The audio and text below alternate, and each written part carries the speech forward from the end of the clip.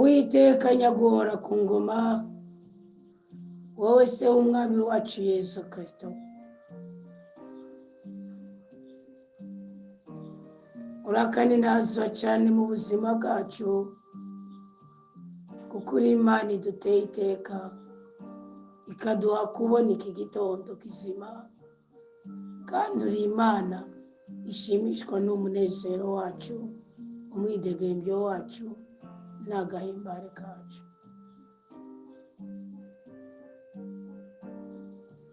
Ndaguhaye icyubahiro kuri buri kintu kimwe cyose ukorera ubuzima bwacu.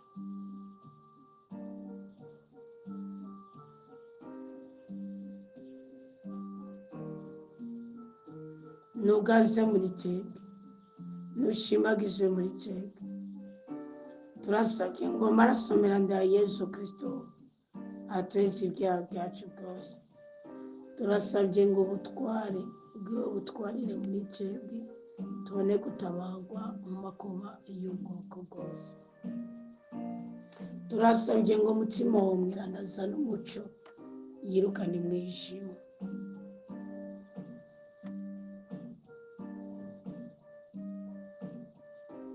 Turashaka kubona kugira neza kwawe. Tugirire mu twongereze ingabirano, tugirire mu dutabare, tugirire mu duteture, tugirire mu dutwenze, tugirire mu dutereteka, tugirire mu duha ibyiza n'ibyishimo, tugirire mu duha agahimbaro dutandukanye n'agahinda. Amaraso ya Kristo atweze ibyaha byacu byose, ibisokuru byose, ubugome bwose turitandukanije nabwo, turabwase kandi turabwangirije, kuko turi abana b'Imana, turi abana basamuragwa, turi isoko ry'ibyiza byose. Abadukikije bakeneye kubera iki? Kristo niwe mugenga w'ubuzima bwacu, Kristo niwe mugenga w'ibihe byacu, Kristo niwe mugenga w'amagara yacu, Kristo niwe nyene ijambo, Kristo niwe nyene ububasha, Kristo niwe nyene ubushobozi, Kristo niwe akora muri twebwe, Kristo niwe aganje iyindi myuka mibi yose, izindi nezi zose, izindi ngeso mbi zose turitandukanije nazo. Kama Yesu Kristo wavuze ko babiri cyangwa batatu bahuriye ku ijambo ryawe, uzoburi hagati yabo ngo bagire neza. Tugire neza Yesu, duha umugisha Yesu, duha amahoro Yesu, duha urukundo Yesu, duha ibyiza n'ibyishimo, turinde kubabara, udukize indwara z'uruhererekane, indwara z'amayobera n'izindi zose zakavuyo. Uyu mwanya duhabwa umugisha ku ijambo ryawe, kandi duhindurirwa amazina. Amen.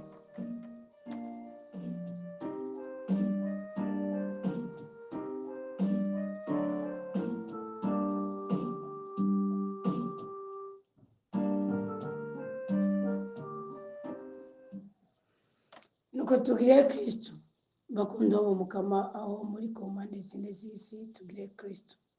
Amahoro ya Yesu Kristo aganze mu mitima yacu, inema y'Imana ibe muri twebwe igwiriye rwose, urukundo rw'Imana ruduhaza ibyiza byose dukeneye muri ubu buzima bw'uyu munsi dufise, kuko ejo umukama araza kuhamenya. Turi mu nyigisho y'159 muri rizamu ryo gusenga, dukomeje gusoma ijambo ry'Imana dukoza ko tugaheza tugahindurirwa amazina. Tugeze mu gitabo cy'amategeko kigabane cya 21. Turahera ku murongo wa 15. Iteka ry'umuhungu w'imfura. Ngo umugabo niyagira abagore babiri, umwe akaba inkundwakazi, uwundi akaba intabwa. Iyo nkundwakazi niyo ntabwa nibamubyarira abahungu, maze imfura ikaba iy'uwo w'intabwa. Nihagera ko atoranya abahungu biwe ibyiwe, ntazashobora guha iteka ry'ubufura umuhungu wa ya nkundwakazi arengana umuhungu wa ya ntabwa, kandi ariwe ari imfura. urumva icyatumye Imana ihezagira Ishimayeli. Ubundi murazi ko Aburahamu ari uw'imbere y'iki gitabo c'amategeko. Ntimuzovyitwaze ngo na Ishimayeli ngo Izahake ngo yatoranye ngo incuro nyinshi, kuko Ishimayeli abandi bahungu bose n'abo kwa Ketura ngo bahawe ibisheke. Izahaka ubutunzi bwose bwa Aburahamu niwe bwari bwagenewe, ariko Ishimayeli umuhungu mukuru kuri Hagayi yari yagize ko niwe mfura kuri Aburahamu. Mugabo imfura uvyariye mu caha ikibazo.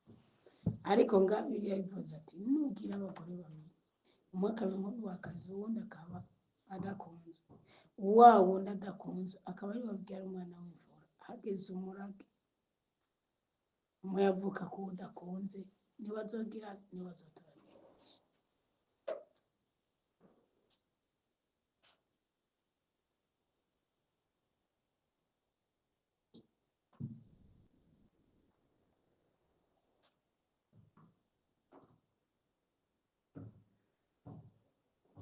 Murazi ko Aburahamu yumviye umugore cyane, ariko nongera mbibutse ko ari imbere y'iri tegeko,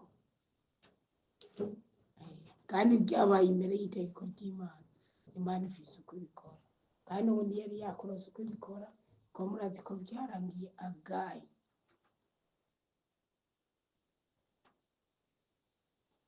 yivuganiye n'Imana ikamuhera umurage umuhungu wiwe Aburahamu atari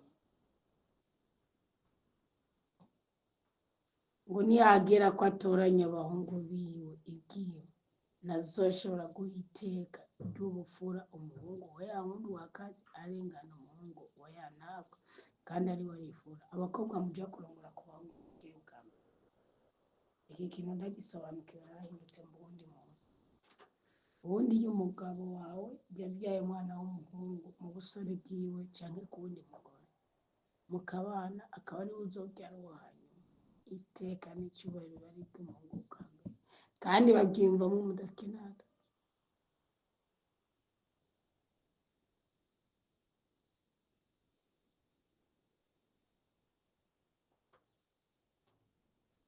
ngo ahubwo ategereza kwemera kw'imfura ari umuhungu w'iyo ntabwa, amuha imigabane ibiri y'ibyo atunze byose, kuko ari ubuzibura bw'ubuto bwiwe, iteka ry'imfura n'igiye.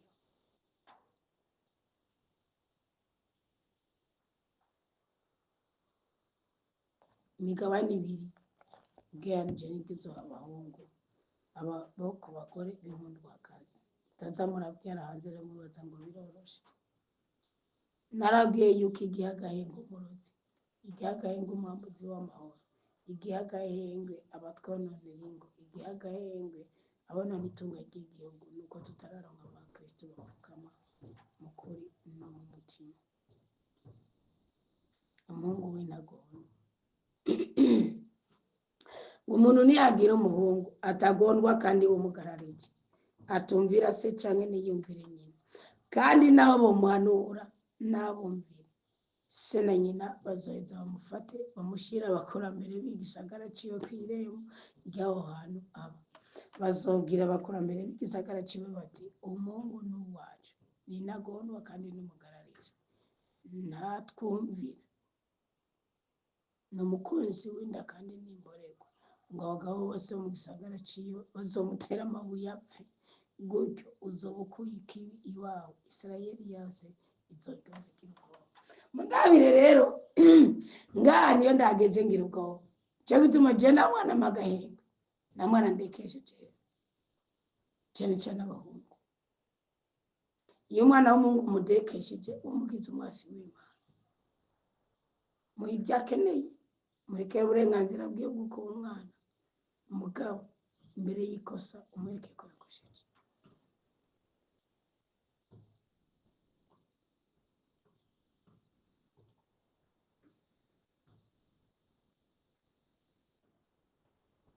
Mubyumve ngo ikinege intagondwa n'umukunzi w'inda n'ikitumva nibyo bintu bine: kutumva, kunebwa, kutagondwa no gukundinda. Nibyo bintu bine byatuma umubyeyi ashobora kurekura umwana we akamushyira ku irembo, abakurambere bakamutera amaboko.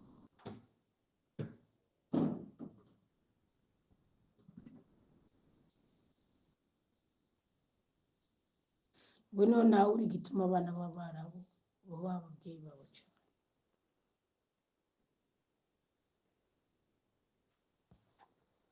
uwamanitswe ku giti: umuntu ntiyakora igicumuro gikwiranye n'urubanza rwo gupfa akicwa. umumanitse ku giti, ikiziga ciwe ntikizorare kimanitse ku giti.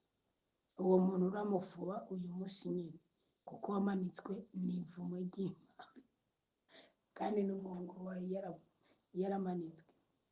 ariko byose byarangiriye ku musaraba. gutyo ntuzohumanya igihugu umukama Imana yaguhaye ngo kibe intoranwa yawe.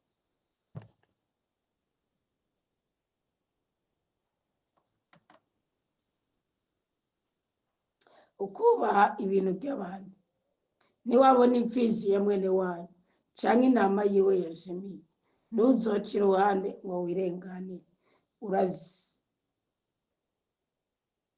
urazigarurira mwene wanyu. mwene wanyu niyaba atari hafi yawe, canke ukaba utazi uwo ari we, uracurira ico gitungwa mu nzu iwawe, giheze kigume iwawe gushika mwene wanyu aje kukibaza, ico gihe urakimusubiza. uko niko uzobigenza no ku ndogobwe yiwe, niko uzobigenza no ku mpuzu yiwe, niko uzobigenza no ku gikoresho cose ca mwene wanyu azoba yatakaje ukagitora, ntuzoci irenganize. kubasinda bibazo mu karere uherereyemo ni bibi rwose. niwabona indogobwe canke imfizi ya mwene wanyu yatembye mu nzira, ntuzoce iruhande ngo wirenganire, uramufashe ariyo kuzibyura. ibintu bimwe bimwe bibujijwe: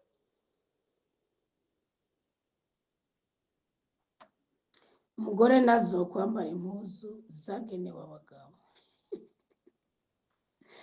kandi n'umugabo ntazokwambara impuzu zagenewe abagore, kuko ugira ibyo wese aba akoze ishano imbere y'umukama Imana yawe. iki nacyo nkivuga ko cyane.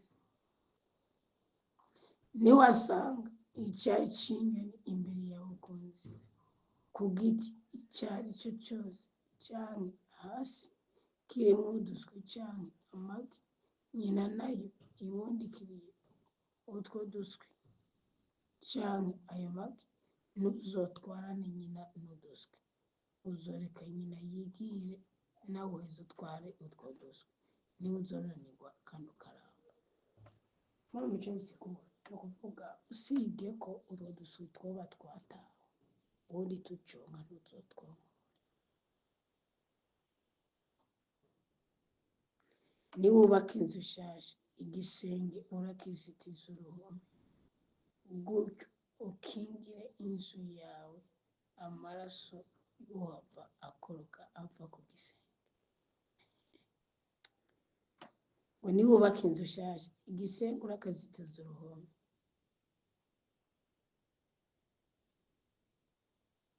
gutyo ukingira inzu yawe amaraso yohava akoroka ava ku gisenge.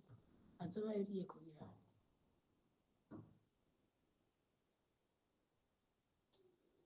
ibibujijwe usukiranya: ntuzobibe umuzabibu wawe izindi mbuto, ahandi ho byose byajya byegukira umukama.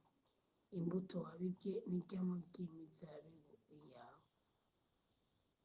ntuzorimishe imfizi n'indogobwe ziboheye hamwe. ntuzokwambare impuzu ikozwe mu nyuzi z'ubwoya bw'intama zivanze n'izindi nyuzi zera.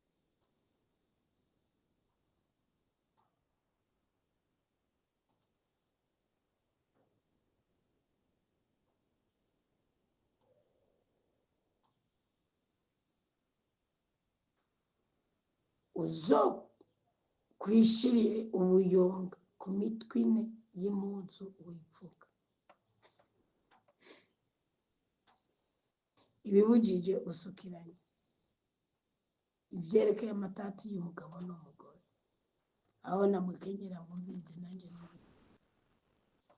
umugabo niyabira umugore akamwegera mu nyuma akamwanga, niyamwagiriza ibitari bye akamwararaza avuga ati uyu mugore naramwabiriye hanyuma ndamurongoye sinasanga muri we ibimenyetso by'ubusugi, se w'uwo mukobwa na nyina wiwe bazofata ibimenyetso vyerekana ubusugi bw'uwo mukobwa babishira abakurambere n'ibisagara kw'irembo.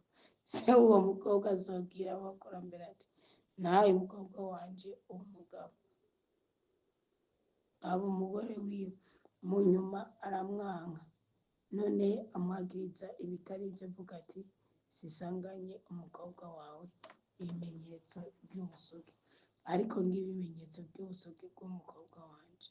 Hanyuma bazoca basanza iyo mpuzu, kandi baradutabara ibi barabikora muri sense, bazoca basanza iyo mpuzu imbere y'abakurambere b'igisagara.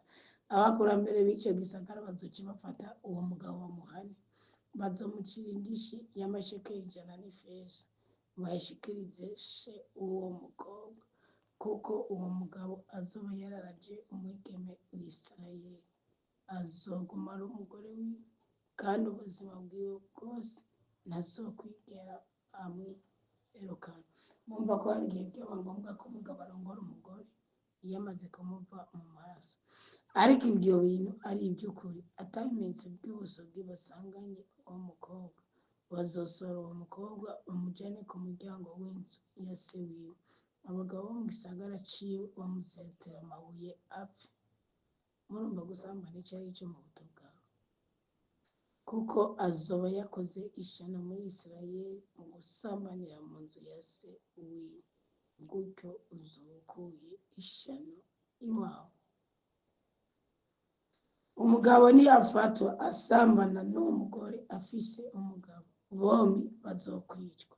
Uwo mugabo yasambanye n'uwo mugore nyene ubwiwe, gutyo uzoba ukuye ikibi muri Isirayeli. Umwigeme akiri isugi akaba yasabwe n'umugabo, hanyuma uwundi mugabo agahura nawe mu gisagara akaryamana nawe, abo bombi muzobasohora mubajane kw'irembo ry'ico gisagara mubatere amabuye bapfe.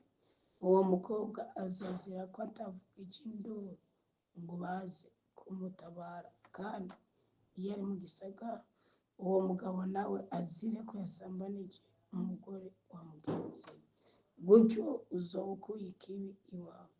Ariko uwo mugabo niyahurira mu gahinga n'uwo mukobwa yasabwe akamufata akaryamana nawe, uwo mugabo yaryamanye nawe azokwicwa wenyine. Uwo mukobwa ntaco uzomugira, kuko ata gicumuro gikwiye urupfu azoba yakoze. Ibyo bimeze nka kurya ko umugabo agwa kuri mugenzi we akamwica, kubera ko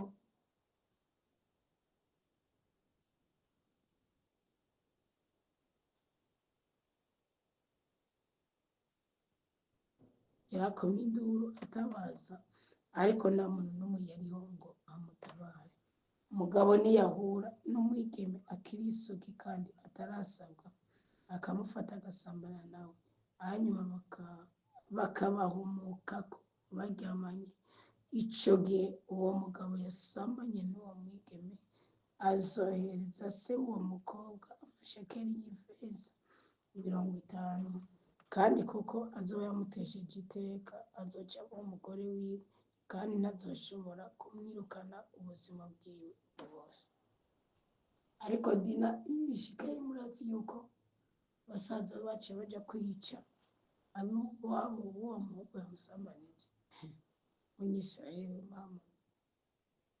Umugabo ntazosambana na mukase, kandi ntazokwambura se umutama. Iyo ni point d'exclamation y'iteka.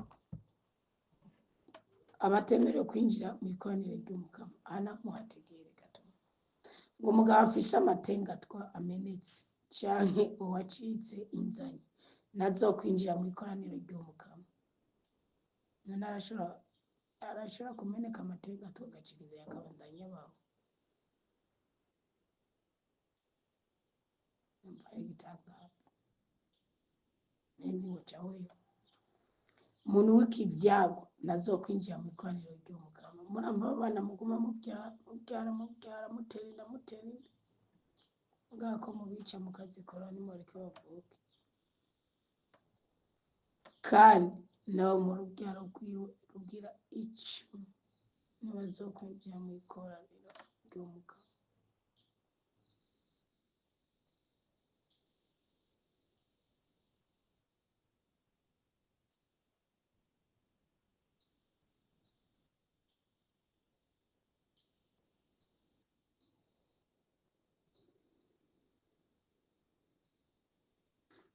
umuhamoni n'umumowabukazi umuhamoni ni uvuka mu kizina ry'abana babyagwa mu miryango wasanga avuga kuri se wabo kuri narume kuri byabo umuhanomoni n'umumowabu nibazokwinjira mu ikoraniro ry'umukama umuhamoni iwabo w'umubiri gusa atamani ihari umumowabukazi imana igiranye inzigo n'umuntu ibyo bisigura byavuye abana bavuye kuri Loti n'abakobwa biwe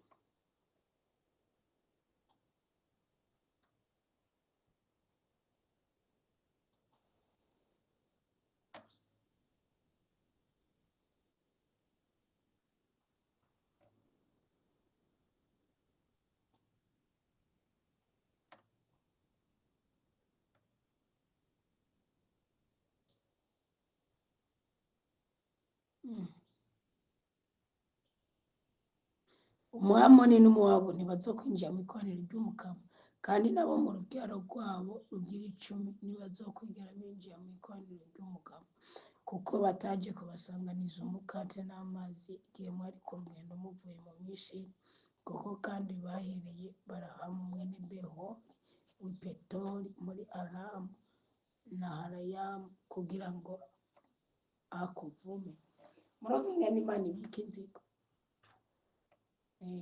murazana ariko baribwirwa mwibuka bajabutse muri Kanahani barabandaboro base bamaze imyaka 40 mu bugaragwa barababuvukiyemo nibo bajabutse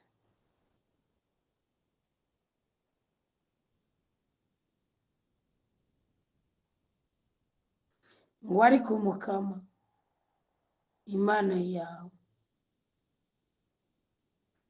yaranse kumvira Barahamu umukama Imana yawe ahindura umuvumo mu muhezagiro Mana natwe bidukorera mu izina rya Yesu Kristo kuko umukama Imana yawe agukunda ntusorondere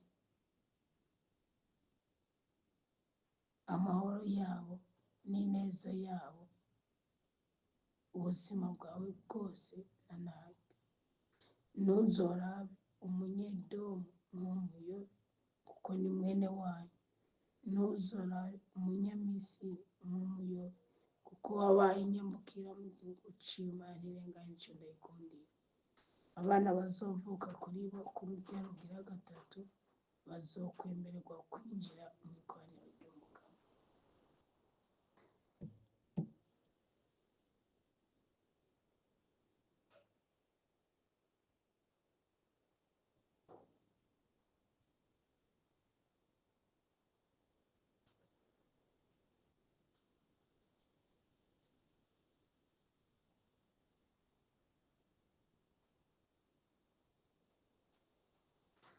isuku mu icumbi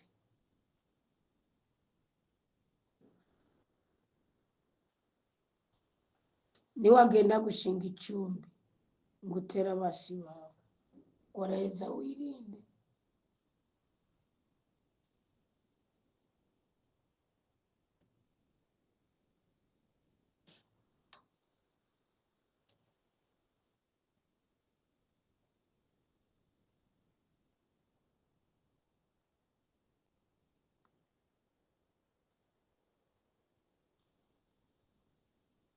uraheza wirinde ikintu kibi cyose.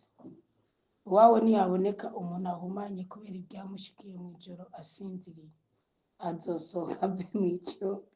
Mwaba ngo mwiroterako n'abagabo ngo n'abakobwa ubu bibabako bimwe muravumwe. Azosohoka ave mu icumbi kandi ntazosubire kwinjira imbere mu icumbi, ariko yegereje umugoroba azokwiyoga mu mazi izuba rirenze asubire kwinjira imbere mu icumbi. Nawe muca mwirwa mwicaye muri ibyo byumba mwamenjeyemo, kari ubwo butelefone n'ubwo bumashini.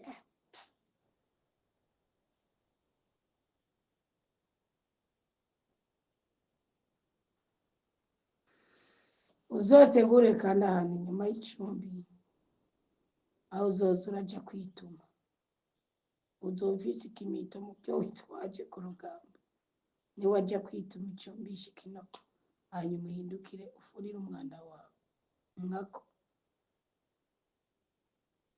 Mukama Imana yawe agendagenda mu icumbi ryawe kugira ngo akurokore, atsinde abasi bawe imbere yawe. Icumbi ryawe rizoheza rero ribe ryeranda, ntihagire ikintu gishisha Umukama abona iwawe yova yisubirako akakuja kure.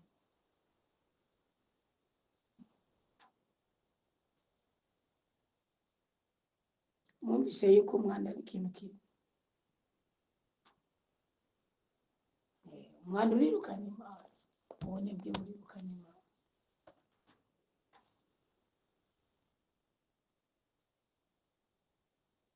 Umuja ahunze ntuzusubize kwa shebuja. Umuja yatorotse shebuja agahungira iwawe, azobana nawe abiwawe ahantu uzokwitorera muri kimwe mu bisagara byawe, ahazomubera heza kandi ntuzomuhaze.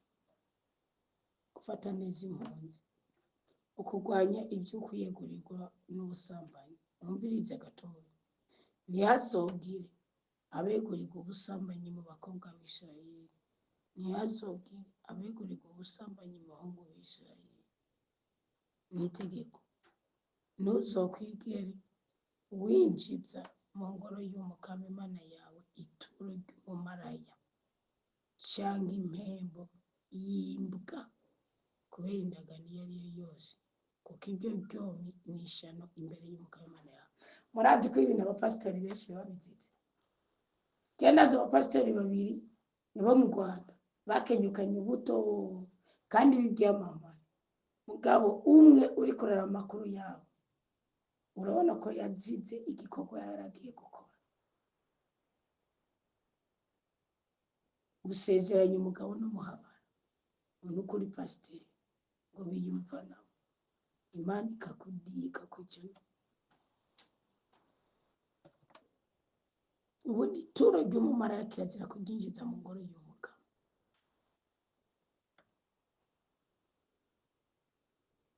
Nikibi kimaze atanze ngo kibe iciro c'ibicumuro vyiwe yihana vyatumye azobe mu ntandaro yo kwegera Imana.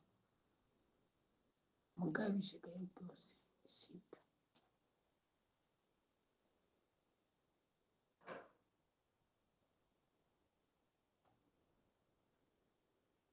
Ibyerekeye indagano, byerekeye ingurane, ntuzoye ingurane mwene wanyu urondera inyungu. Murumva abo abimenesha amaso, yaba inyungu y'amahera canke inyungu y'ivyo kurya, yaba inyungu y'ico cose bashobora kukwakako inyungu.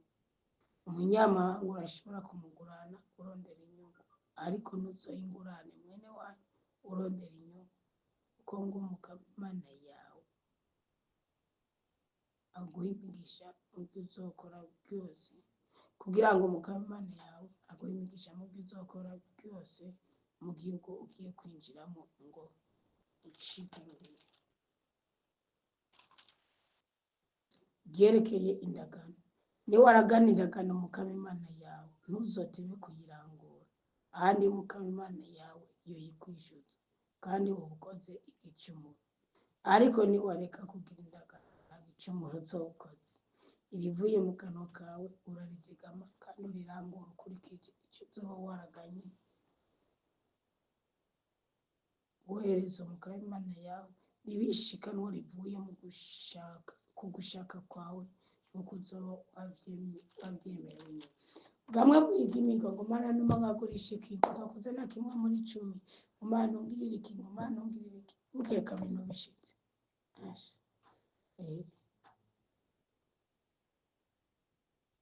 niwaca mu mizabibu mu bantu ushobora kurya ibyamwa byayo uko ushaka gushika uhage twatekere mu mushishito ariko ntagire ibyo uzotwara mu nda yawe mu nda sawa mu nda oya.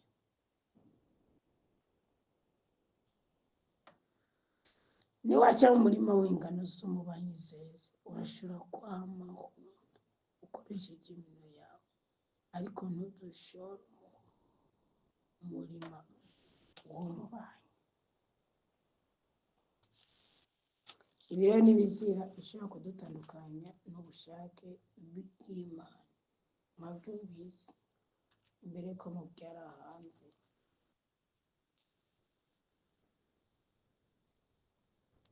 nze mwitonde bireka mugira ikintu na kimwe mwanze mwitonde. Mana nyina amahoro iduhe umugisha twese itwishimire itunezereze iturinde kubabara itwagura imbibi iduteture mu makuba y'ubwoko bwose kandi duhice imitima yacu ishaka maze muri byose na hose ahisagirwe ubutatugira n'Imana imwe rurende kuko nigaba byose n'ibiri n'ijuru n'isi niyo soko ry'ibyiza byose dukeneye mu buzima bwacu bwa buri munsi. Amen. Umunsi mwiza w'umugisha kuri twese ikirere kitubere cyiza mu izina rya Yesu Kristo umwana yisagiwe cyane.